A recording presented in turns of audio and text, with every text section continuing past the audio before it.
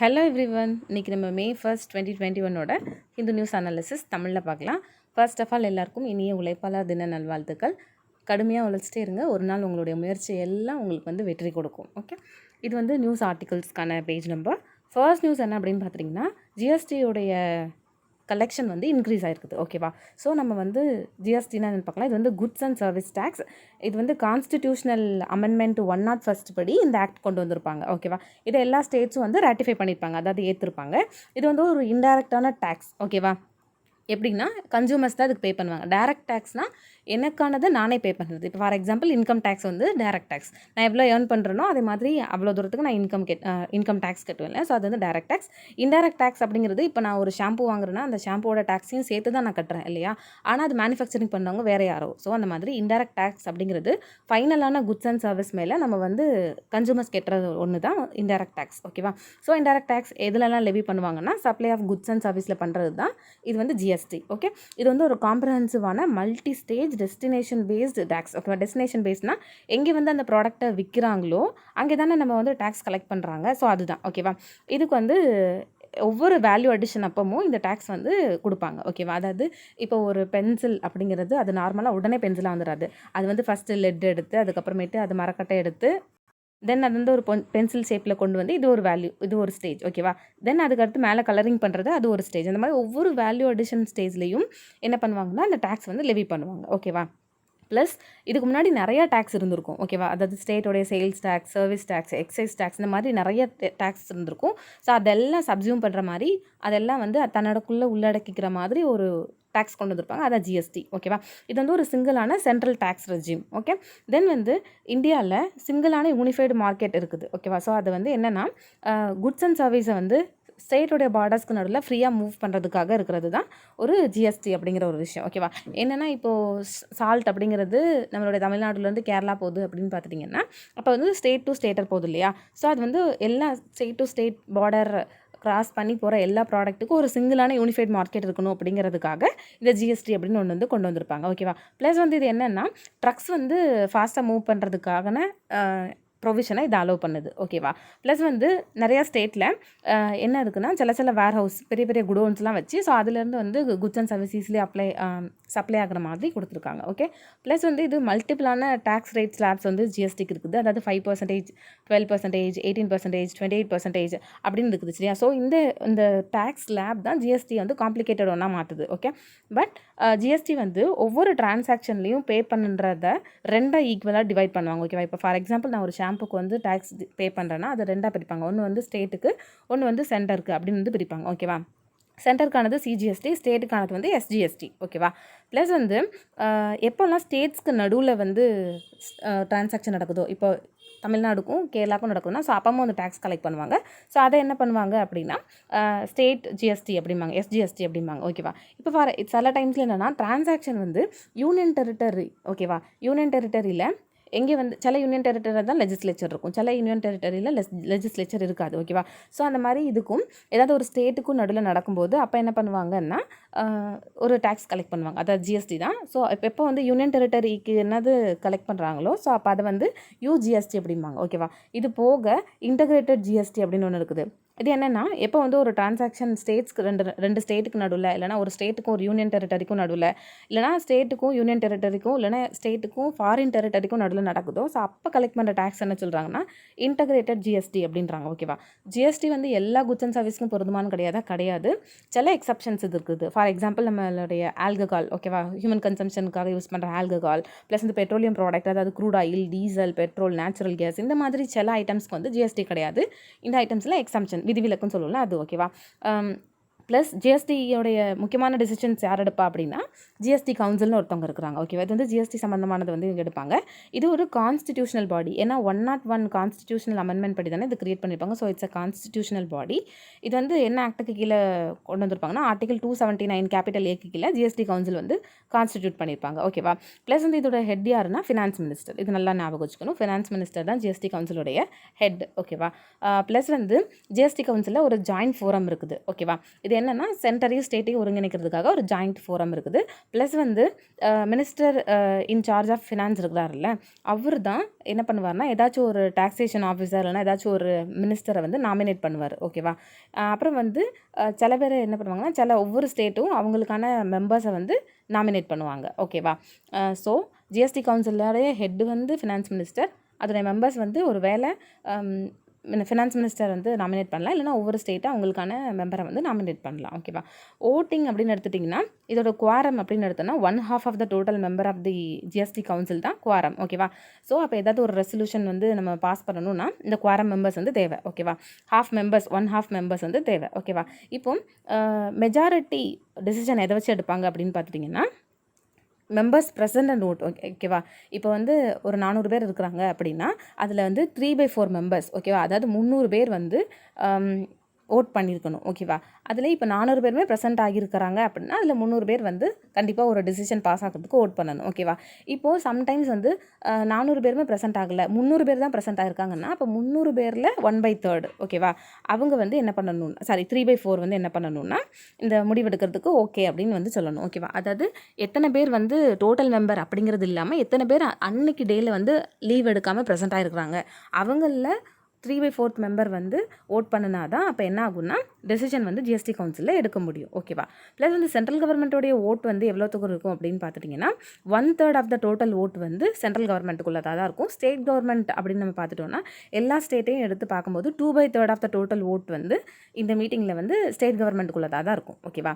So அப்போ வந்து 1/3 வந்து ஸ்டேட் கவர்மெண்ட்டோடது, மிச்சம் 2/3 வந்து 1/3 வந்து சென்ட்ரல் கவர்மெண்ட்டோடது, 2/3 வந்து ஸ்டேட் கவர்மெண்ட்டோடது. ஓகேவா. ஸோ இதுதான் வந்து ஓட்டிங் ப்ராசஸ். ஏதாச்சும் ஒரு முடிவு எடுக்கணும் அப்படின்னா ஸோ அப்போ வந்து இந்த மெம்பர்ஸ் அடிப்படையில் தான் முடிவெடுப்பாங்க. ஓகேவா. ஸோ நம்ம இதில் என்ன பார்த்தோம்னா ஜிஎஸ்டி கவுன்சில்னா என்ன, ப்ளஸ் வந்து ஜிஎஸ்டி டேக்ஸ்னா என்ன அப்படின்னு பார்த்துருக்கோம். ஓகே. தென் நெக்ஸ்ட் நியூஸ் என்ன அப்படின்னு பார்த்துட்டிங்கன்னா இந்தியா ஜப்பான் ரிலேஷன்ஸ் பற்றி கொடுத்துருக்குறாங்க. ஓகேவா. இது என்ன அப்படின்னு பார்த்துட்டிங்கன்னா இந்தியாவுக்கும் ஜப்பானுக்குமான ரிலேஷன்ஷிப் அப்படிங்கிறது ரொம்ப வருஷத்துக்கு முன்னாடியே இருந்தது. ஓகேவா. அதாவது 752 ADலேருந்தே இருக்குது. ஏன்னா அப்போது வந்து ஒரு லார்ட் புத்தா சிலையை வந்து பிரதிஷ்டை பண்ணியிருப்பாங்க. ஓகேவா. அந்த டெம்பிள் என்ன அப்படின்னு பார்த்துட்டிங்கன்னா தோடாஜி டெம்பிளில் பண்ணியிருப்பாங்க. ஸோ அதை வந்து ஒரு இந்தியன் தான் பண்ணியிருப்பார் ஜப்பானில். ஓகேவா. அவர் வந்து போதிசேனா அப்படின்பாங்க. ப்ளஸ் வந்து இந்தியாவுக்கும் ஜப்பானுக்குமான அசோசியேஷன் எப்போ செட்டப் பண்ணியிருப்போம்னா 103 வந்து செட்டப் பண்ணியிருப்போம். ஓகேவா. இது வந்து ஜப்பானுடைய ஓல்டஸ்ட் இன்டர்நேஷ்னல் ஃப்ரெண்ட்ஷிப் பாடி. ஓகேவா. ஸோ அப்போ நம்ம வந்து ஜப்பானுடைய ஓல்டஸ்ட் இன்டர்நேஷ்னல் பாடி ஃப்ரெண்ட். ஓகே. அப்புறம் என்னென்னா செகண்ட் வேர்ல்டு வார் முடிஞ்ச உடனே எல்லாரும் என்ன பண்ணுவாங்கன்னா ஜப்பான் கூட வந்து ட்ரீட்டி சைன் பண்ணுவாங்க. ஓகேவா. ஆனால் அப்போ அந்த ட்ரீட்டியில் போய் நம்ம சைன் பண்ணியிருக்க மாட்டோம். நம்ம செப்பரேட்டாக போய் ஜப்பான் கூட வந்து சைன் பண்ணியிருப்போம் ஃப்ரெண்ட்ஷிப் ட்ரீட்டி. ஓகேவா. தென் நம்ம 2 பேரும் எப்போ எஸ்டாப்ளிஷ் பண்ணியிருப்போம் டிப்ளமேட்டிக் ரிலேஷன் அப்படின்னு பார்த்துட்டிங்கன்னா 1952 ஃப்ரெண்ட்ஸாக நம்ம டிப்ளமேட்டிக் ரிலேஷன் வந்து எஸ்டாப்ளிஷ் பண்ணியிருப்போம். அதுக்கப்புறமேட்டு 1958 ஜப்பான் வந்து என்ன பண்ணுவாங்கன்னா நம்மளுக்கு வந்து அதை வந்து லோனாக கொடுப்பாங்க. அப்படிங்கிறது ஜப்பானுடைய மணி. ஓகே. இப்போ எப்படி நம்ம ருப்பி அப்படிங்கிறது நம்ம மணின்னு சொல்கிறோம், அந்த மாதிரி என்கிறது அவங்களோட மணி. ஸோ அவங்க நம்மளுக்கு வந்து லோன்ஸ் கொடுக்க ஸ்டார்ட் பண்ணியிருப்பாங்க. அப்புறமா 1991 அப்போ பேலன்ஸ் ஆஃப் பேமெண்ட் க்ரைசிஸ் வந்திருக்கும் இந்தியாவுக்கு. ஓகேவா. பேலன்ஸ் ஆஃப் பேமெண்ட்னா என்னென்னா இப்போ நம்ம ஃபாரின்லேருந்து வாங்கின கடனை நம்மளால் நம்ம இந்தியன் கரன்சி வச்சு திருப்பி கொடுத்துருக்க முடியாது. ஓகேவா. ஏன்னா நம்மளுடைய மணியோட வேல்யூ வந்து ரொம்ப கம்மியாக இருந்திருக்கும். அப்போ நம்மளால திருப்பி கொடுக்க முடியாத நிலைமை ஏற்பட்டிருக்கும். சரி. அப்போ பேலன்ஸ் ஆஃப் பேமெண்ட் கிரைசிஸ் வரும்போது நம்மளுக்கு யார் நிறைய ஹெல்ப் பண்ணியிருப்பாங்கன்னா ஜப்பான். ஓகேவா. நம்மளுக்கு அப்போ சில கண்ட்ரிஸ் தான் ஹெல்ப் பண்ணியிருப்பாங்க. அதில் முக்கியமான கண்ட்ரி வந்து ஜப்பான் அப்படின்றாங்க. ஓகேவா. அப்புறமா நம்மளுக்கும் ஜப்பானுடைய பிரைம் மினிஸ்டர்ஸ்க்கும் நடுவில் என்னென்னா ஆனுவல் சமிட்ஸ் வந்து நடக்கும். ஓகேவா. அது எப்போ இருந்து ஸ்டார்ட் பண்ணியிருப்பாங்கன்னா 2006 ஸ்டார்ட் பண்ணியிருப்பாங்க. ஸோ அது வந்து ஸ்ட்ராட்டஜிக் அண்ட் குளோபல் பார்ட்னர்ஷிப் அப்படின்னு சொல்கிறாங்க. ஓகே. தென் 2014 எப்போ வந்து ஜப்பானோட பிரைம் மினிஸ்டர் ஓகேவா ஜின்சோ ஆபே வந்து நம்மளுடைய ரிபப்ளிக் டே செலிப்ரேஷனோட சீஃப் கெஸ்ட்டாக வந்திருப்பார். ஓகேவா. ஸோ அது வந்து ரொம்ப இம்பார்ட்டன்ட் ஆனது. அப்புறம் அதே இயரில் இந்தியன் பிஎம் என்ன பண்ணியிருப்பாங்கன்னா ஜப்பான் போய் விசிட் பண்ணியிருப்பார். ஓகே. ஸோ அப்போ வந்து பைலேட்ரல் ரிலேஷன் 2 பேருக்கும் நடுவில் இருந்து அப்கிரேட் ஆகி ஸ்ட்ராட்டஜிக் அண்ட் குளோபல் பார்ட்னர்ஷிப் அப்படிங்கிற ஒரு இது வந்து ஸ்பெஷல் ஸ்ட்ராட்டஜிக் அண்ட் குளோபல் பார்ட்னர்ஷிப்பாக ஆகிருக்கும். ஓகேவா. ப்ளஸ் இது போக நம்மளுக்கும் அவங்களுக்கும் நடுவில் என்னென்ன என்கேஜ்மெண்ட்ஸ்லாம் இருக்குதுன்னு பார்த்துட்டிங்கன்னா annual summits, then வந்து foreign minister bilateral strategic dialogue, then வந்து defense minister meeting, then வந்து NSA டயலாக் இந்த மாதிரி இருக்குது. ப்ளஸ் போக 2+2 மினிஸ்ட்ரியல் மீட்டிங் இருக்குது. ஓகே. 2+2னா எக்ஸ்டர்னல் மினிஸ்டரும் டிஃபென்ஸ் மினிஸ்டரும் 2 கண்ட்ரியில் இருந்து பேசிப்பாங்க. ஓகேவா. ஸோ இது அப்புறமா டிஃபென்ஸ் ரிலேஷன் அப்படின்னு பார்த்துட்டிங்கன்னா இந்தியா ஜப்பானுக்கான டிஃபென்ஸ் அண்ட் செக்யூரிட்டி பார்ட்னர்ஷிப் அப்படிங்கிறது நம்மளுடைய பைலேட்டரல் ரிலேஷன்ஷிப்போடைய ஒரு இன்டெக்ரல் பில்லர் அப்படின்றாங்க. அப்போ டிஃபென்ஸ் ரிலேஷன் வந்து ரொம்ப ஸ்ட்ராங்கானதாக இருக்குது அப்படின்றாங்க. ப்ளஸ் வந்து நம்ம 2 பேருக்கும் ஒரு காமன் இன்ட்ரெஸ்ட் என்னன்னா இண்டோ பசிபிக் ரீஜன். ஓகேவா. இந்த ரீஜனில் நம்மளுக்கும் இன்ட்ரெஸ்ட் அதிகம், ஜப்பானுக்கும் இன்ட்ரெஸ்ட் அதிகம். ப்ளஸ் வந்து நம்மளுக்கும் அவங்களுக்கும் நடுவில் ட்ரை சர்வீஸ் எக்ஸ்சேஞ்ச் நடக்குது. ட்ரை சர்வீஸ்னால் நம்ம படைகள் இருக்குல்ல, ஸோ அதோட எக்ஸ்சேஞ்ச். அப்புறம் வந்து இது போக நம்ம வந்து டிஃபென்ஸ் லெவலில் acquisition and cross service agreement வந்து சைன் பண்ணியிருக்கிறோம். அப்புறம் வந்து குவாடில் நம்ம 2 பேருமே மெம்பர். ஓகேவா, ஜப்பானும் மெம்பர், இந்தியாவும் மெம்பர். ஓகேவா, குவாட் கண்ட்ரியில் இது போக 2 மெம்பர் இருப்பாங்க. ஒன்று யூஎஸ், இன்னொன்று வந்து ஆஸ்திரேலியா. ஓகேவா, அப்புறமா மலபார் 2020, ஜிம்எக்ஸ் 2020, பாசெக்ஸ், இந்த மாதிரி நிறையா டிஃபென்ஸ் ரிலேஷன் கோஆப்ரேஷன் வந்து நம்மளுக்கும் அவங்களுக்கும் இருக்குது, ஜப்பானுக்கும். ஓகேவா, இது போக எக்கனாமிக் அண்ட் கமர்ஷியல் ரிலேஷன் பார்த்துட்டிங்கன்னா பைலேட்ரல் ட்ரேடில் வந்து 2019 to 20 எவ்வளோ US$ நடந்திருக்கும்னா $16.95 பில்லியன். ஓகேவா, அதில் ஜப்பான்லேருந்து எக்ஸ்போர்ட்ஸ் எவ்வளோ அப்படின்னு பார்த்துட்டிங்கன்னா $12.43 பில்லியன் நடந்திருக்கும். ஜப்பான்லேருந்து நம்ம எவ்வளோ இம்போர்ட் பண்ணியிருப்போம்னு பார்த்துட்டிங்கன்னா $4.52 பில்லியன் இம்போர்ட் பண்ணியிருப்போம். அப்போ ட்ரேட் வந்து யாருக்கு ஃபேவரவாக இருக்குது அப்படின்னு பார்த்துட்டிங்கன்னா ஜப்பானுக்கு. ஓகேவா, என்னென்னா ஜப்பான்லேருந்து அதிகமாக எக்ஸ்போர்ட் பண்ணுறாங்க, பட் வந்து இம்போர்ட் கம்மியாக தான் இந்தியாவிலேருந்து பண்ணுறாங்கன்னா அப்போது ட்ரேட் வந்து ஜப்பானுக்கு ஃபேவராக தான் இருக்குது. ஓகேவா, இந்தியாவிலேருந்து என்னென்ன மாதிரி ப்ரைமரி எக்ஸ்போர்ட் பண்ணுறாங்கன்னா petroleum product, then chemical, non metallic mineral ware, fish, இந்த மாதிரி பண்ணுறாங்க. ப்ளஸ் வந்து இந்தியா என்ன இம்போர்ட் பண்ணுறாங்க ஜப்பான் கிட்டேருந்து பார்த்துட்டிங்கன்னா machines, electrical machines, iron, steel products, plastic materials, இந்த மாதிரி ஜப்பான் கிட்டேருந்து நம்ம வாங்குகிறோம். ஓகேவா, ப்ளஸ் 2000 செப்டம்பர் 2020 வந்து என்ன ஆகிருக்கும் 2000 செப்டம்பர் 2020 வரைக்கும் கம்பேர் பண்ணி பார்த்தா நம்ம 2 பேருக்குமான இன்வெஸ்ட்மெண்ட்ஸ் வந்து ரொம்ப இன்க்ரீஸ் ஆகிருக்கும். ஓகேவா, ஜப்பானோட இன்வெஸ்ட்மெண்ட் இந்தியாவில் வந்து $34.152 பில்லியன்ஸ் வந்து $, இன்க்ரீஸ் ஆகிருக்குது. ஓகேவா, தென் வந்து நம்மளுடைய largest source of investment in இந்தியாவில் ஜப்பான் வந்து 5th ரேங்க்கில் இருக்கிறாங்க. ஓகேவா, டாப் 5ல் ஒன்று ஜப்பான்.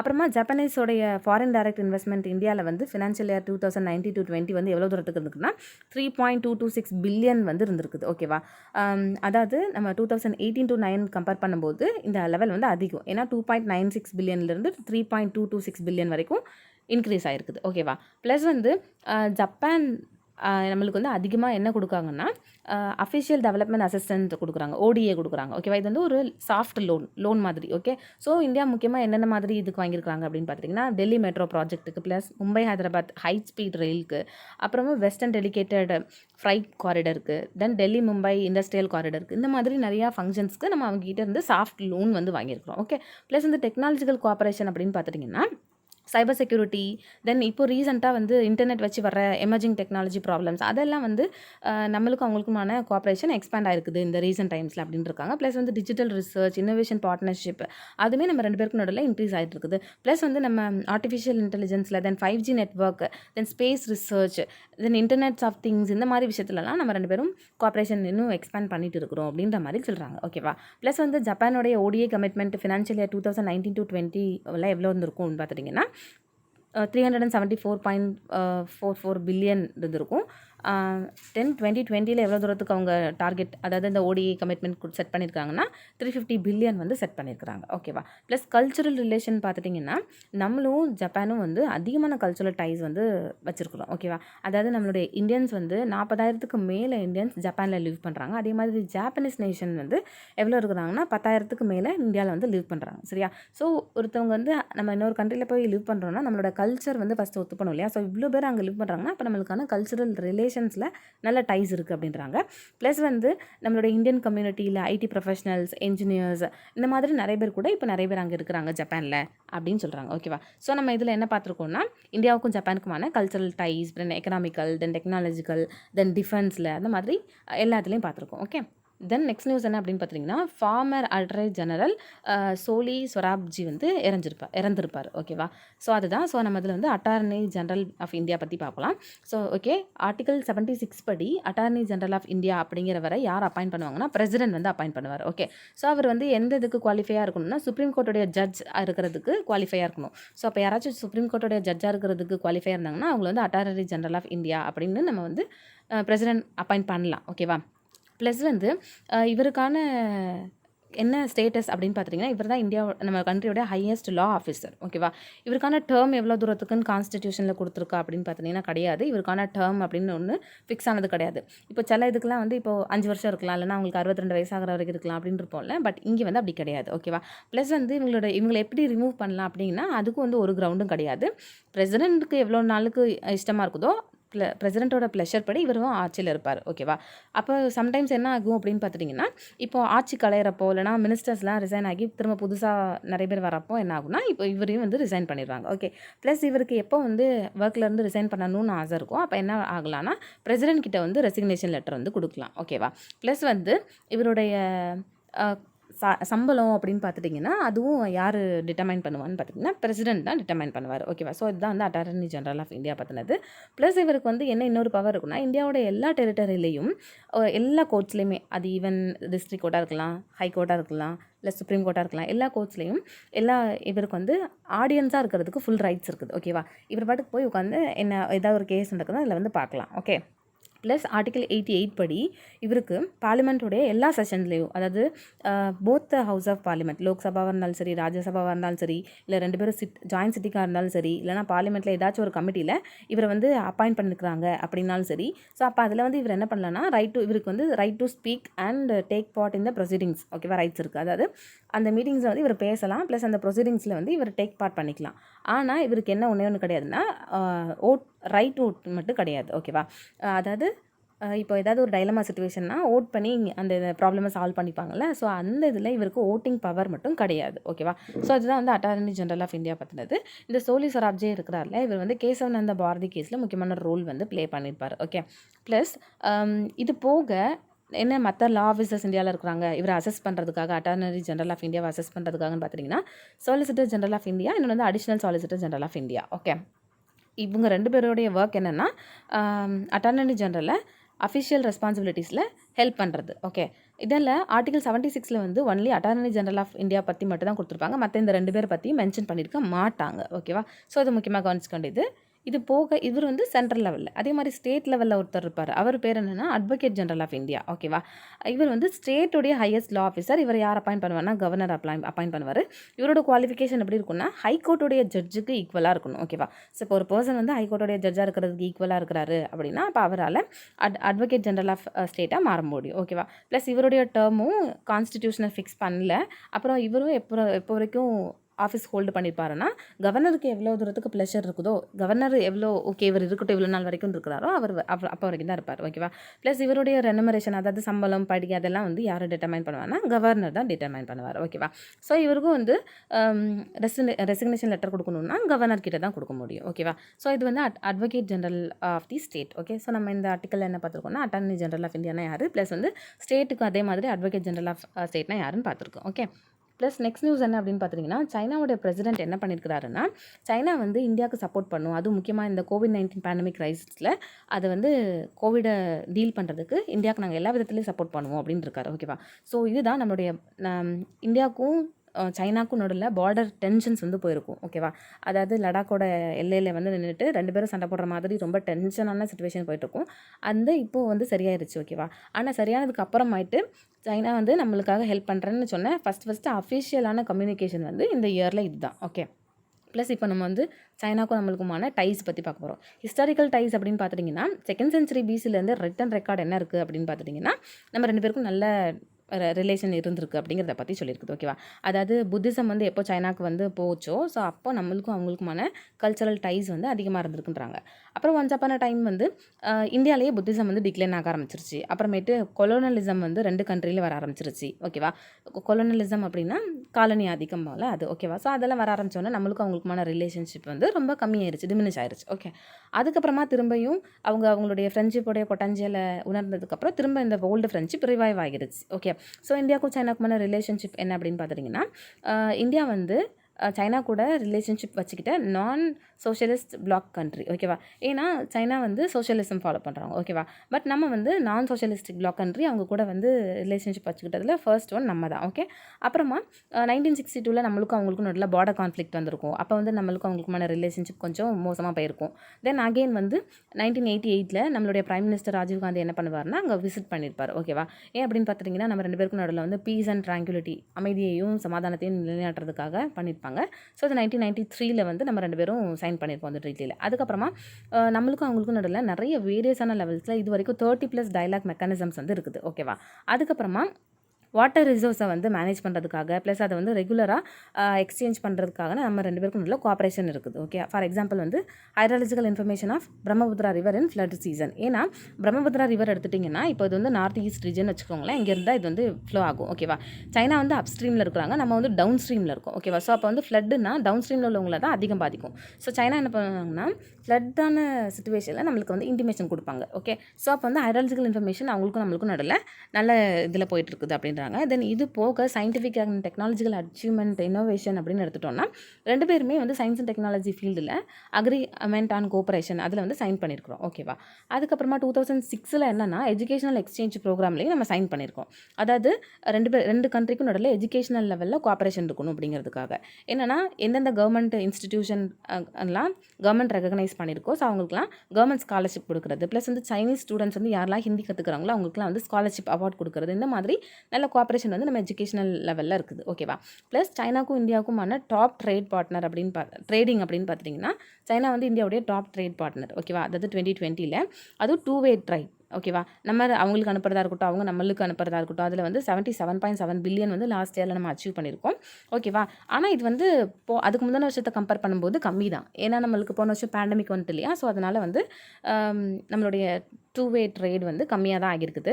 ஆனால் இதுலேயும் வந்து ட்ரேட் யாருக்கு ஃபேவர் பண்ணுதுன்னா சைனாக்கு தான் வந்து ஃபேவர் பண்ணுது. ஓகேவா, ஏன்னா சைனா வந்து அதிகமாக எக்ஸ்போர்ட் பண்ணுறாங்க, அவங்க இம்போர்ட் இந்தியாவிலேருந்து பண்ணுறதை விட எக்ஸ்போர்ட் இந்தியாவுக்கு அதிகம் பண்ணுறாங்க. ஸோ வந்து அவங்களுக்கு ட்ரேட் சர்ப்ளஸாக இருக்குது. ஓகே, ப்ளஸ் வந்து border defence cooperation agreement 2013 sign பண்ணியிருப்போம். ஏன்னா 2 பேருக்கும் நடுவில் மிஸ் அண்டர்ஸ்டாண்டிங் ப்ளஸ் வந்து பார்டர் ஏரியாவில் மிஸ் அண்டர்ஸ்டாண்டிங்கை கம்மி பண்ணி கம்யூனிகேஷன் லெவலில் இம்ப்ரூவ் பண்ணணும் அப்படிங்கிறதுக்காக கொண்டு வந்திருப்பாங்க. ஓகேவா, அதுக்கப்புறமா இது என்ன ஆகியிருக்குன்னா சைனா வந்து எப்போல்லாம் நம்மக்கிட்ட வந்து டெரிட்டரிக்காக சண்டை போடுறாங்களோ அப்போ இந்த அக்ரிமெண்ட் வந்து கொஞ்சம் டேமேஜ் ஆகிற மாதிரி இருக்குன்றாங்க. பட் ப்ரெசென்ட் வந்து கம்ப்ளீட்டாக 2 பேருமே அவங்கவுங்க ட்ரூப்ஸை சண்டை போடுறவங்க போர் வீரர்களை அவங்க எடுத்துக்கிட்டாங்க, நம்மளும் வந்து எல்லை பகுதியிலேருந்து நம்ம கொஞ்சம் பின்வாங்கிக்கிட்டோம். சரியா, ஸோ அப்போ அந்த ரீஜனில் இப்போ ஃபுல்லாக வந்து பீஸ் வந்துருச்சு. ஸோ சண்டை இல்லை, ஈஸ்டர்ன் லடாக்கில் வந்து இப்போ ஒரு அமைதியான சூழ்நிலை காணப்படுது அப்படின்ற மாதிரி சொல்லியிருக்காங்க. ஓகேவா, ஸோ ப்ரெசென்ட்டில் வந்து அவங்க என்ன சொல்லியிருக்காங்கிறது தான் நம்ம இன்றைக்கி நியூஸில் பார்க்குறோம். சைனா வந்து இந்தியா வந்து இப்போது ரீசெண்ட் டைம்ஸில் கோவிடில் நிறையா பாதிக்கப்படுறாங்க, அதனால அவங்களுக்கு நாங்கள் மெட்டீரியல்ஸ் வந்து சப்ளை பண்ணுறோம். அது example oxygen cylinders, ventilators, then other medical supplies வந்து நாங்கள் பண்ணுறோம் அப்படின்ற மாதிரி அவங்க நம்மளுக்கு சொல்லியிருக்காங்க. ஓகேவா, ஸோ நம்மளுக்கு கஷ்டமான இந்த மெடிக்கல் சுச்சுவேஷனில் அவங்க நம்மளுக்கு ஹெல்ப் பண்ணுறேன்னு சொன்னது ஒரு பாராட்டுறதுக்கான ஒரு விஷயம். ஓகே, ஸோ நம்ம இந்த நியூஸ் ஆர்டிக்கல் என்ன பார்த்தோம்னா சைனாக்கும் இந்தியாவுக்குமான டைஸ் பற்றி பார்த்தோம். ஓகே, தென் நெக்ஸ்ட் நியூஸ் என்ன அப்படின்னு பார்த்துட்டிங்கன்னா ஹோர்டிங் ஆஃப் ட்ரக். ஓகேவா, இப்போது ரெம்டெசிவிர் அப்படிங்கிற ஒரு ட்ரக்கை நிறைய பேர் வந்து பதுக்கி வச்சுருக்குறாங்க. ஓகேவா, ஸோ இந்த ரெம்டெசிவிர் பற்றி நம்ம இதில் பார்க்கலாம். ஓகே, இது வந்து சென்னையில் நிறைய பார்ட்ஸில் பதுக்கி வச்சுருக்காங்க, அதை வந்து கைப்பற்றிட்டாங்க. ஓகேவா, ஏன்னா இந்த ஆக்ட் வந்து இந்த ட்ரக் வந்து எதுக்கு கீழே வரும்னா எசென்ஷியல் கமாடிட்டிஸ் ஆக்ட் 1955 கீழே வரும். ஓகேவா, ஆக்சுவலி இந்த ரெம்டெசிவிர் அப்படிங்கிறது ஒரு ஆன்டி வைரல் ட்ரக். ஓகேவா, இதை எப்போ மேனுஃபேக்சர் பண்ணிப்பாங்கன்னா 2014 எபோலா வைரஸ்க்கு அகெயின்ஸ்டாக ஃபைட் பண்ணுறதுக்காக கொண்டு வந்திருப்பாங்க. ஓகேவா, இது வந்து நிறையா ப்ராப்ளம்ஸை க்யூர் பண்ணும். அது எக்ஸாம்பிள் சாஸ் வைரஸ், தென் வந்து MERS வைரஸ். சாஸ்னா severe acute respiratory system, then வந்து syndrome, then middle east respiratory syndrome, அதாவது ரெஸ்பிரேஷன் சம்மந்தமான ப்ராப்ளம் எல்லாம் இது வந்து க்யூர் பண்ணும். எப்படி அப்படின்னு பார்த்துட்டிங்கன்னா எப்போ வந்து இந்த ட்ரக் வந்து நம்ம உடம்புக்குள்ளே போகுதோ இப்போ நம்ம உடம்புல வைரஸ் இருக்குது, அது வந்து ரொம்ப ரெப்ளிகேட் ஆகிட்டே இருக்கும். இப்போ ஒரு வைரஸ்னால் ஒன்றாவே இருக்காது, அந்த ஒரு வைரஸ் 2 ஆகும் 3 ஆகும். ஓகேவா, அது மாதிரி ரெப்ளிகேட் பண்ணிட்டே இருக்கும், நிறையா காப்பீஸ் ப்ரொடியூஸ் பண்ணிட்டே இருக்கும். ஸோ இந்த ட்ரக் என்ன பண்ணுன்னா இந்த ஒரு வைரஸ் வந்து இந்த நிறைய காப்பீஸ் ப்ரொடியூஸ் பண்ணுறதை தடுத்துரும். ஓகேவா, அதனால் என்ன ஆகும் அப்படின்னா நியூ காப்பீஸ் வந்து வைரஸ்க்கு ப்ரொடியூஸ் ஆகாது. ஸோ வைரஸோட ரெப்ளிகேஷன் வந்து இருக்காது. ஓகேவா, அதாவது நிறைய காப்பீஸ் ப்ரொடியூஸ் பண்ணுறது இருக்காது. ஸோ டேமேஜ் வந்து கம்மியாயிரும் அப்படின்றாங்க. ஓகேவா, ஸோ இதுதான் இதோடைய ஆக்ஷன் மெக்கானிசம்.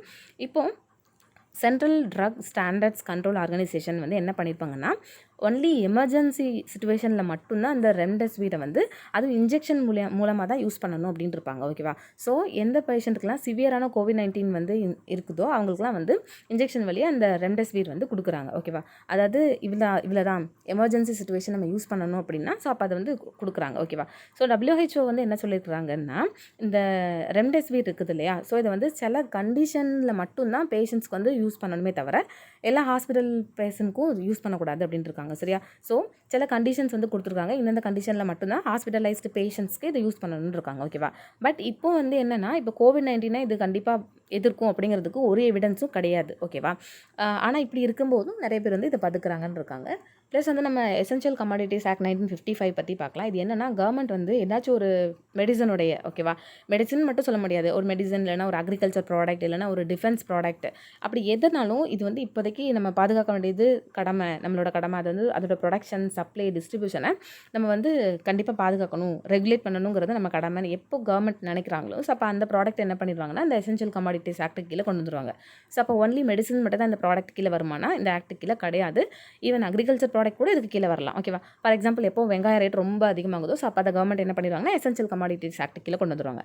அப்போ யாராச்சும் இதை வந்து பதுக்குனாங்க அப்படின்னா அவங்களுக்கு வந்து பனிஷ்மெண்ட் கொடுப்பாங்க கவர்மெண்ட். ஓகேவா, ஸோ இதோட அப்ஜெக்டிவ் என்ன அப்படின்னு பார்த்துட்டிங்கன்னா எசென்ஷியல் கமாடிட்டி வந்து ரொம்ப சப்ளை பண்ணுறது ப்ளஸ் அதோட சப்ளையை மெயின்டைன் பண்ணுறது தான் ஃபஸ்ட் இதோட அப்ஜெக்டிவ். ஓகே, தென் இன்னொன்று என்னென்னா ஈக்விட்டபிளான டிஸ்ட்ரிபியூஷனில் எல்லாருக்கும் கிடைக்கணும் அப்படிங்கிறது ஒரு இது. தென் கிடைக்கிற பொருள் வந்து ஃபேரான ப்ரைஸில் கிடைக்கணும், அதிகமான அமௌண்ட்டில் கிடைக்காம எல்லாருக்கும் ஒரு ஃபேரான ப்ரைஸில் கிடைக்கணும் அப்படிங்கிறது. ஓகேவா, அதுக்கப்புறமா ஏதாவது ஒரு எசென்ஷியல் கமாடிட்டி வந்து எதுக்காக இவங்க பண்ணுறாங்கன்னா டிஃபென்ஸ் அப்படிங்கிறது செக்ஷன் எடுத்து பார்த்தோன்னா இந்தியாவுக்கு டிஃபென்ஸ் செக்டரில் இது தேவை அப்படின்னு பார்த்துட்டிங்கன்னா மிலிட்ரி ஆப்ரேஷன் பண்ணுறதுக்கு கண்டிப்பாக இந்த ப்ராடக்ட் எஃபிஷியன்ட் அப்படின்னு பார்த்துட்டிங்கன்னா அதை வந்து இந்த எசென்ஷியல் கமாடிட்டி ஆக்ட் கீழே கொண்டு வந்துடுவாங்க. ஓகேவா, நான் ஆல்ரெடி சொன்ன மாதிரி drug, fertiliser, pulses, edible oils, even petroleum and some petroleum products கூட இந்த ஐட்டம்க்கு கீழே கொண்டு வருவாங்க. ஓகேவா, ப்ளஸ் வந்து இதெல்லாம் எசென்ஷியல் கமாடிட்டி ஆக்ட் அப்படின்னு யார் நோட்டிஃபை பண்ணுவாங்கன்னா சென்ட்ரல் கவர்மெண்ட். ஓகேவா, ஸ்டேட் கவர்மெண்ட்டுக்கு இந்த பவர் இருக்கான கிடையாது, சென்ட்ரல் கவர்மெண்ட் தான் நோட்டிஃபை பண்ணுவாங்க. ஓகேவா, தென் வந்து எப்போ சிச்சுவேஷன் வந்து சரியாயிடுச்சு,